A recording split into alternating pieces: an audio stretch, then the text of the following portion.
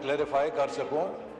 میں بڑا احترام کرتا ہوں، مولانا فضل الرحمان صاحب بزرگ ہیں، لیکن میں انہیں یہ بتانا چاہتا ہوں کہ پاکستان کی آزادی اور خود مختاری کی ہم نے مثال قائم کی ہے جب 28 مئی 1998 کو امریکہ کے صدر کے 5 فون آئے اور پوری دنیا کا ہم پر دباؤ تھا کہ ایٹمی دھماکے نہ کریں، تو ہم نے پاکستان کو ایک سنیے، اب اپنی بات سنیے، بات سنیے.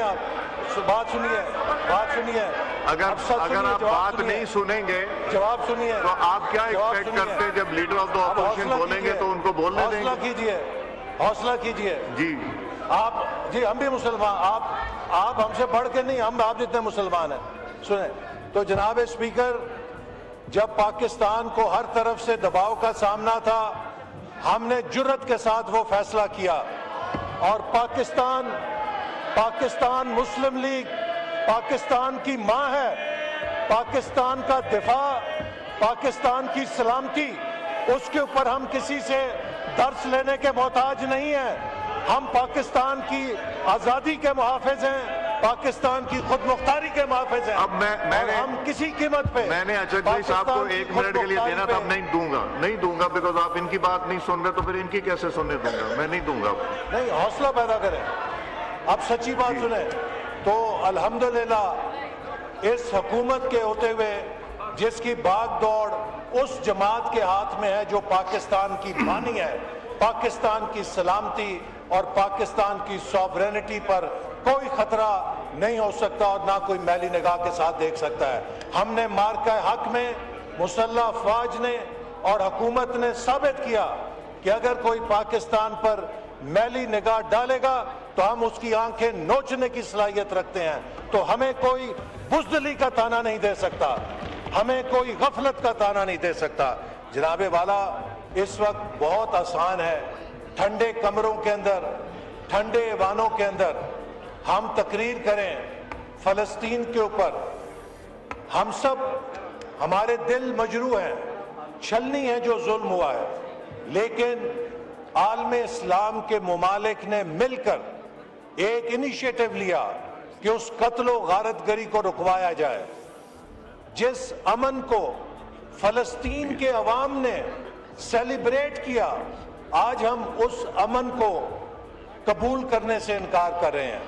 آج اگر بورڈ آف پیس میں پاکستان نہ جاتا تو یہ ہمارے فاضل اراکین اسی شد و مد کے ساتھ تقریر کر رہے ہوتے کہ پاکستان تنہا رہ گیا ہے، پاکستان کو کسی نے پوچھا نہیں ہے، اور پاکستان اتنے بڑے امن کے منصوبے میں کیوں کر شامل نہیں ہوا ہے.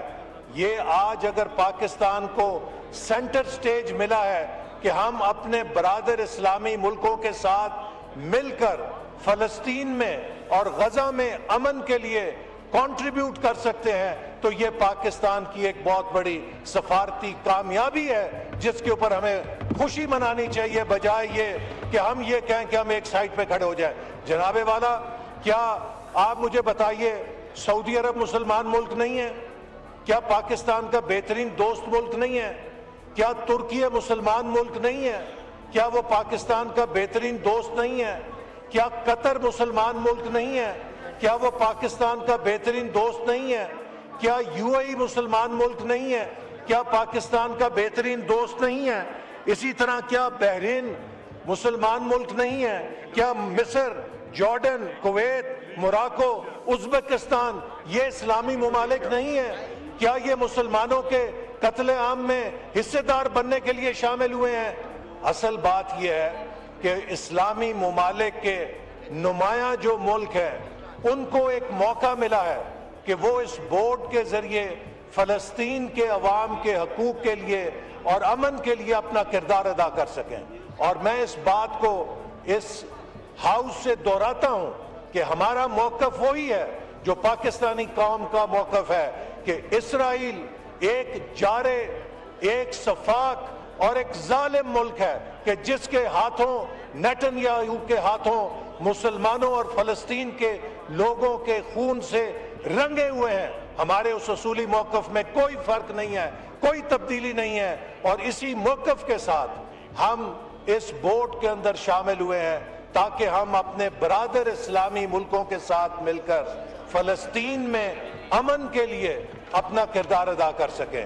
یہاں پر اپنے آرام سے گھروں میں بیٹھ کے, ٹھنڈے کمروں میں بیٹھ کے اور آزادی کے ساتھ سیاست کرنا آسان ہے, لیکن ان لوگوں کی تکلیف کا اندازہ کیجئے کہ جو بچے یتیم ہو گئے ہیں, جو صبح شام بارود جن پر برستا تھا, اگر آج آسمان سے ان پر بارود نہیں برس رہا تو اس کی بڑی وجہ ان 8 اسلامی ملکوں کا کردار ہے کہ جس کی وجہ سے ہم سیز فائر کرنے میں کامیاب ہوئے, اور اس سیز فائر کو وہاں کے لوگوں نے قبول کیا اور اس بات کو انہوں نے اپریشیٹ کیا کہ یہ امن ہمارے لیے ایک موقع لے کر آیا ہے کہ ہم اپنی زندگی دوبارہ شروع کر سکیں. ہمارا جو 1967 کے بارے میں فلسطین کے حوالے سے موقف ہے وہ انچینجڈ ہے. ہم آج بھی سمجھتے ہیں کہ فلسطین کی ریاست فلسطین کے عوام کا حق ہے, اور اس کے لیے پاکستان پہلے بھی پوری طرح تائید کرتا تھا اور آج بھی اس کی تائید کرتا ہے. اسی طرح مولانا صاحب کا احترام ہے, اور میں ان کو بڑے ادب سے کہنا چاہتا ہوں کہ پاکستان مسلم لیگ نون نے اور اس کی جو آبائی جماعت آل India Muslim league Quaid Azam کی قیادت میں بنایا تھا, اور ہمارا نعرہ تب بھی تھا اور آج بھی ہے, پاکستان کا مطلب کیا, لا الہ الا اللہ, اور مسلم لیگ کا ہر کارکن اسلام کا محافظ ہے, اور ہم اس ملک کے اندر کوئی ایسا کام یا قدم کبھی نہیں اٹھائیں گے جو خدا اور خدا کے رسول صلی اللہ علیہ وسلم کی ناراضگی کا باعث بنے. جہاں تک جو 18 سال کی شادی کا مسئلہ ہے, یہ آج اسلامی ممالک کے اندر قانون رائج ہے.